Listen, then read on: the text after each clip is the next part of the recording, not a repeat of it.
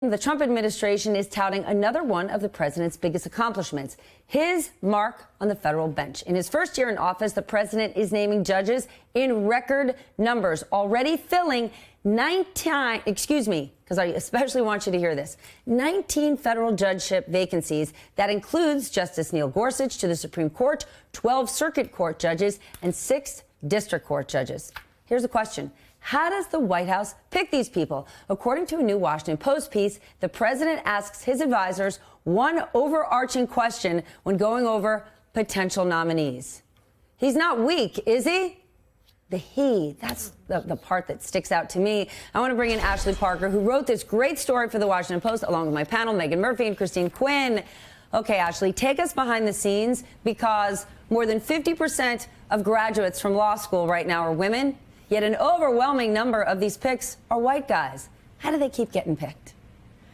That's right. The people he has nominated so far are not a particularly diverse group. But the president and his team are operating with 3 main criteria they're looking for. They want judges who are young, so can serve on the bench for a very long time.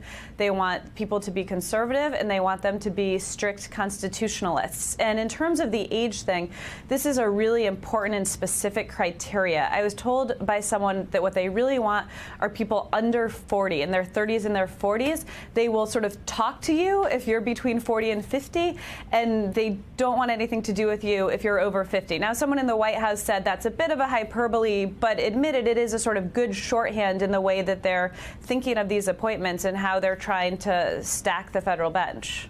All right, Megan, 3 nominees withdrew their names last week. In some part because questions over their qualifications. We know the American Bar Association, at least one candidate, had said not acceptable. What do you think about this vetting process? What is it telling you? Well, Stephanie, as you know, I'm a former lawyer, and I can tell you for some You're always a lawyer. I'm always a lawyer. So for some of these justices, some of these nominees, I mean, to not know what a motion to eliminate is, I mean, even I know that, and I only practiced for 2 years. You know, the lack of qualifications is stunning, and the ratings some of them have gotten about being not qualified to serve. But let's be very clear about this.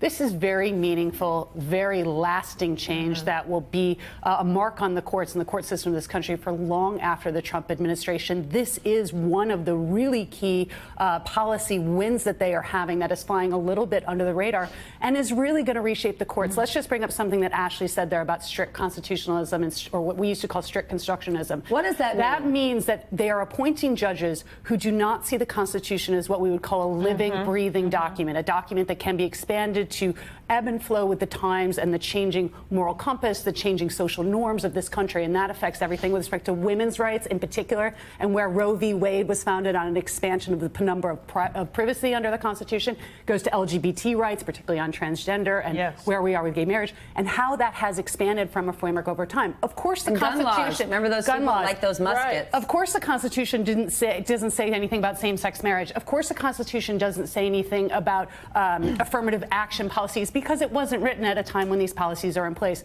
But in looking for what is called strict constructionism, strict constitutionalist judges, they're looking for people who are going to interpret the Constitution very much the way Antonin Scalia did, very much within the framework of that text, that the founders had almost perfect vision, perfect insight, and that their judgment at the time the Constitution was written is the way we should frame our laws today. And if you take that reality, couple it with this wanting younger people on the bench, no concern about experience, right? Just a commitment to those core values that you just described. And is he weak, focusing on weak this time, not he.